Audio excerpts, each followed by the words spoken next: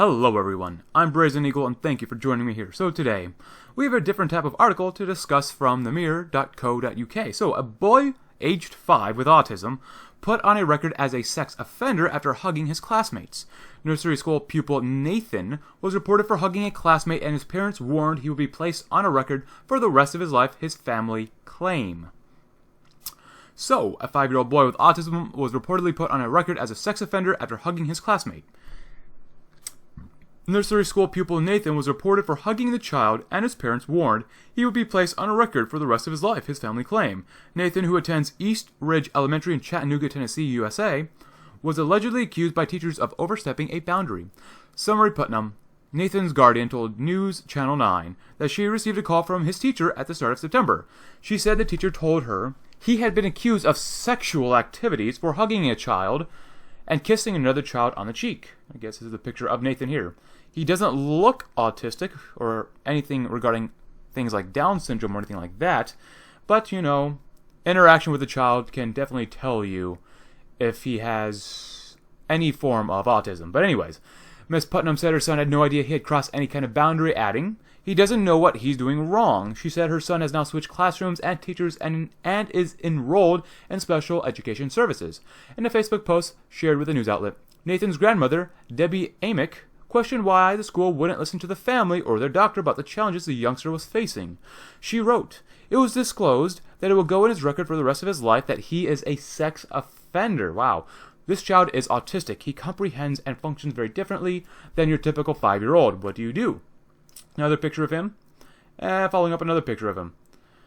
Who do you turn to for help when the school will not even listen to the child's doctor when he explains the child's difficulties in his comprehension of simple things such as boundaries? Spokesman for the Hamilton County Department of Education Tim Hensley said in a statement, "Schools were entitled to report any concerns they had regarding a child." He said, "School personnel are required to concerns regarding children to the Department of Child Services. It's up to the DCS to determine if those reports are acted on by DCS and what form those actions may take." Wow. Welcome to Clown World, where a 5-year-old autistic boy can be labeled as a sex offender for giving a person a hug. Welcome to Tennessee, at least. But, this article states that Nathan didn't exactly know what boundaries were and doesn't comprehend what is acceptable and what is not acceptable. I would say, at least potentially partially on the fault of the boy's guardians.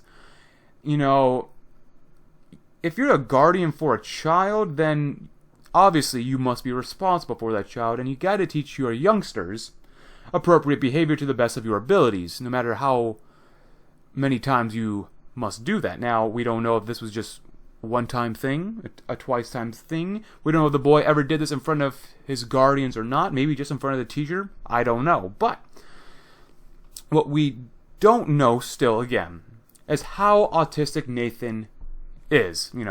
There's different, stages or severity of autism regarding, psychological and mental cognition, but apparently Nathan can function relatively normally compared to non-autistic children. He has function in his legs. He can hug other people. I'm sure he understands feelings to a degree. But should Nathan be labeled as a sex offender, which will go on his school records and potentially to the police for the rest of his life? I say no. Absolutely not. And you know what? It's actually the failure of the school to label him as a sex offender. That is a ridiculous label. Now, the label sex offender should definitely be in the school's system of labels, but in this case, definitely not. Now, I will say that we don't know the complete history behind the case, or Nathan, or the teachers here.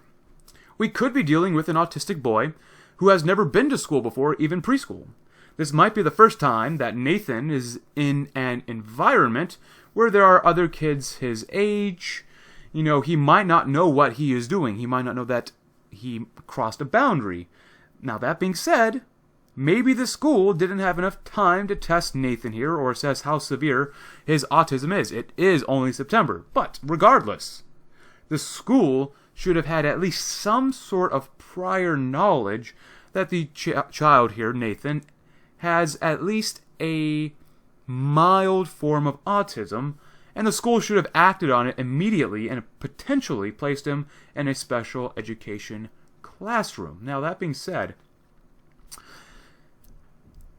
it's unknown. It's very unknown if the school knew if the child had a form of autism, but the school is federally required to create an individualized education program for each student who needs it. Now, this is a federal law.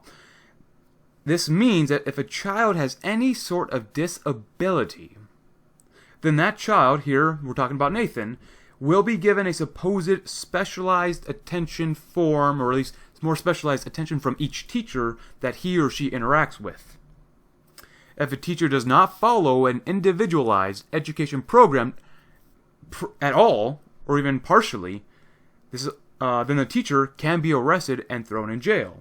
I mean, obviously this is known as an IEP to the rest of the people who are teachers, but just regarding this case, we don't have a lot of information about it, but labeling a 5-year-old as a sex offender is just too far. I know that there are 11-year-olds who are registered or labeled as sex offenders because they should be.